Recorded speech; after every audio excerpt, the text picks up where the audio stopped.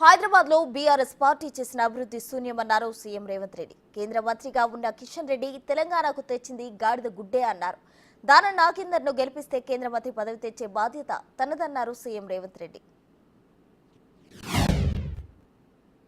ఇవాళ కేటీఆర్ అప్పుడప్పుడు శిల్పారామం దగ్గర సెల్ఫీలు తీసుకొని సెల్ఫ్ డబ్బాలు కొట్టుకుంటుంటాడు. ఓరి పిచ్చోడా, ఆ శిల్పారామం కట్టింది కూడా మా కాంగ్రెస్ పార్టీ సనాసి. ఆ సంగతి మర్చిపోకని ఇవాళ కేటీఆర్ కు గుర్తు చేస్తున్నా. మిత్రులారా, ఔటర్ రింగ్ రోడ్డు, అదేవిధంగా అంతర్జాతీయ ఎయిర్పోర్టు, ఐటీ కంపెనీలు, ఫార్మా కంపెనీలు, అదేవిధంగా అంతర్జాతీయ స్థాయిలో ఈరోజు హాస్పిటల్స్ను హైదరాబాద్ నగరంలో ఆనాడు కాంగ్రెస్ పార్టీ నిర్మించింది కాబట్టి ఈరోజు ఈ నగరానికి ఇంత పేరు వచ్చింది. ఈ హైదరాబాద్ నగరం ఈరోజు విశ్వ నగరంగా మారింది అనంటే అది కాంగ్రెస్ పార్టీ ప్రభుత్వంలో ఉన్నప్పుడే. కిషన్ రెడ్డి గారు కూడా మంత్రి అయ్యిండు, ఢిల్లీకి పోయిండు. ఏమైందా? ఏదైనా సమస్య పరిష్కరించిండా? మనకేమన్నా నిధులు తెచ్చిండా? 2021లో వరదలు వచ్చి మన పేదోళ్ళందరి ఇండ్లు మునిగిపోయినాయి. కనీసం 10 రూపాయలన్న తీసుకొచ్చిండా?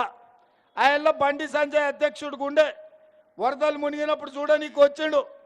బండి పోయినోళ్లకు బండి ఇప్పిస్తా, గుండు పోయినోళ్లకు గుండు ఇప్పిస్తా, లారీ పోయినోళ్లకు లారీ ఇప్పిస్తా అన్నాడు. గుండు అరగుండు మనకేమన్నా ఇచ్చిండా? అనే ఏమన్నా తెచ్చిండా? వాళ్ళ మోడీ ప్రధానమంత్రికి ఉండే కదా, 5 రూపాయలు కూడా ఈ జంట నగరాలకు తేలే. ఈ జంట నగరాలల్లో మీ సమస్యల మీద మాట్లాడాలి అని అంటే ఆ సమస్యల్ని పరిష్కరించాలంటే ఇది సరిపోదు. అందుకే రేపు కాంగ్రెస్ పార్టీ రాహుల్ గాంధీ గారి నేతృత్వంలో, సోనియా గాంధీ ఖర్గే గారి నాయకత్వంలో ఢిల్లీలో కేంద్ర ప్రభుత్వం వస్తున్నది. కేంద్ర ప్రభుత్వంలో మీరు సికింద్రాబాద్ నుంచి దానం నాగేందర్ గారిని గెలిపించండి. ఆ మంత్రివర్గంలో దానం నాగేందర్ను కేంద్ర మంత్రిగా ప్రమాణ స్వీకారం చేయించే బాధ్యత నాది. మీరు గెలిపించండి.